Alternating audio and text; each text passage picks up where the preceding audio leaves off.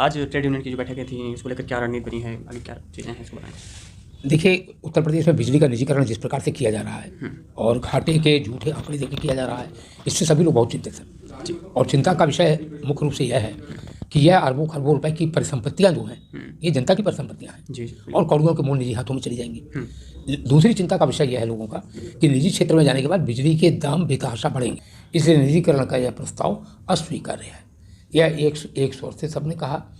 यह भी कहा ट्रेड यूनियंस ने और सभी कर्मचारी संघों ने कि अगर बिजली कर्मचारियों का पावर कॉरपोरेशन किसी प्रकार से दमन करने की कोशिश करेगा तो राज्य के कर्मचारी, ट्रेड यूनियन, मजदूर वह बिजली कर्मचारियों के साथ कंधे से कंधा मिलाकर सड़क पर उतरेंगे, उसके लिए तैयार है। तो अगर घाटे की वजह से निजीकरण कर रहे हैं पूर्वांचल विद्युत वितरण निगम का और दक्षिणांचल विद्युत वितरण निगम का, तो सबसे बड़ा घाटा तो टोरेंट के फ्रेंचाइजी से हो रहा है आगरा में।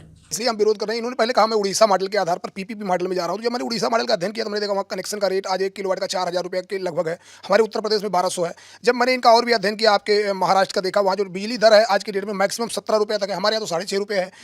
तो जब हमने पूरा आकलन किया, उस आकलन में मैंने देखा कि जो प्लेयर यहाँ आने की कोशिश में लगे हैं वो जहाँ भी काम कर रहे हैं वहाँ पे उनकी अनाप शनाप दरें हैं और उसके आधार पर फायदा कमा रहे हैं। उत्तर प्रदेश राज्य में भी आकर अगर अनाप शनाप दरों में और आप 16 रुपये और 15 रुपये टैरिफ की बात करेंगे तो यहाँ तो लोग लालटेन में चले जाएंगे। तो इसलिए हम उसका विरोध, निजीकरण से बिल्कुल, एक तो जो तकनीकी सबसे बड़ा तकनीकी विभाग है उत्तर प्रदेश का, तो जो आपके आज की डेट में चाहे वो जेई की तैयारी, बीटेक वाले हैं, जितने भी TG2 वाले हैं, सब लोग यहीं के लिए आस में लगे रहते हैं। तो ये नौकरी जाएगी।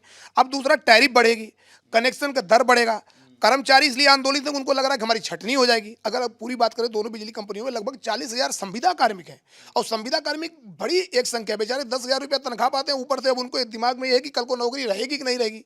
अगर मैं बात करूं उन दोनों कंपनियों में तो लगभग जो हमारे शेड्यूल कास्ट, बैकवर्ड और ये सामान्य रूप से कमजोर वर्ग के लोग हैं, अगर स्वीकृत पद के हिसाब से निकाले तो लगभग 16,000 पद उनका आरक्षण में चला जाएगा, खत्म हो जाएगा, आरक्षण नहीं मिलेगा। तो सब मतलब कि कोई ऐसा वर्ग नहीं है जो ये कहे कि निजीकरण से हमारा फायदा हो रहा है। लेकिन जो पूरा परिदृश्य दिख रहा है उसके आधार पर ना कार्मिक का कहीं फायदा हो रहा है, ना उपभोक्ता का कहीं फायदा हो रहा है, ना स्टेट का कहीं फायदा हो रहा है। और सबसे बड़ा किसान को आज मुख्यमंत्री जी ने अभी तक किसानों के लिए फ्री बिजली की योजना लागू की है, तो उसमें लगभग सब्सिडी दी जाती है। लगभग दोनों अगर की बात करूं तो लगभग 3,700 करोड़ की सब्सिडी एक पूर्वांचल में दी जाती है, लगभग 3,400 करोड़ की सब्सिडी आपके दक्षिण। तो क्या निजी घराने जो आएंगे, टाटा, अडानी या कोई और ग्रुप आता है, तो क्या सरकार उसको सब्सिडी देगी?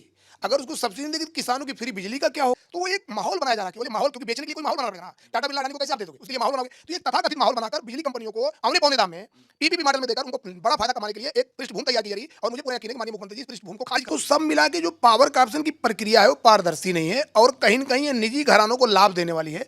इसलिए विरोध करना हम लोगों का उपभोक्ता हित में दायित्व बनता है कि कल सभी लोगों ने ये डिक्लेयर कर रखा कि काली पट्टी बांधकर हम अपना नियमित काम करेंगे। मतलब किसी को कोई कब से बांधेंगे, कब से?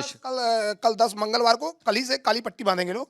कल 10 तारीख को काली पट्टी बांधेंगे। अगर कैबिनेट में कहीं इस प्रस्ताव को पास किया जाता है तो 11 तारीख को पूरे प्रदेश के दलित, बैकवर्ड और सभी कार्मिक जो है उपवास रखेंगे और काम करते रहेंगे। कहीं बिजली को कोई व्यवधान नहीं आने देंगे, बिजली व्यवस्था में पब्लिक को कोई दिक्कत नहीं होगी। तो हम जब संवैधानिक दायरे में लड़ाई लड़ेंगे तो निश्चित तौर पर मुख्यमंत्री जी भी हम लोग की बात सुनेंगे। और माननीय मुख्यमंत्री से ये निवेदन करूंगा चैनल के माध्यम से है कि माननीय मुख्यमंत्री जी, इनके असंवैधानिक प्रस्ताव को आप कैबिनेट में मंजूरी ना दें, इसकी जांच कराएं।